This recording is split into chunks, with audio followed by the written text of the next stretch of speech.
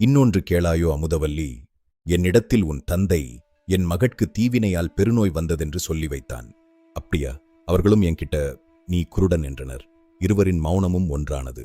காரிருளால் சூரியன் மறைவதுண்டோ? கரைச்சேற்றால் தாமரையின் வாசம் போமோ?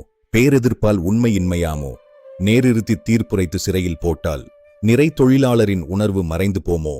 சீரழகே, தீந்தமிழே, உன்னை என் கண்ணை திரையிட்டு மறைத்தார்கள். இப்போது காதல் மட்டுமில்லை, தமிழும் புரட்சியும் இருக்கிறது. இது வெறும் காதல் கவிதை அல்ல, ஒரு மாபெரும் புரட்சிக் கவிதை.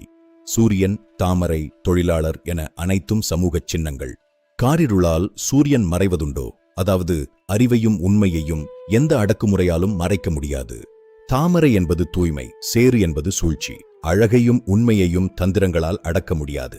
சிறை என்பது அடக்குமுறை அரசு. தொழிலாளர் என்பது மக்கள் சக்தி. மக்களின் உணர்வை சிறையிட முடியாது என்பதே புரட்சி. பெண்களை, தமிழை, உண்மையை அடக்க முடியாது. தந்திரம் தோற்று உண்மை வென்ற தருணம் இது.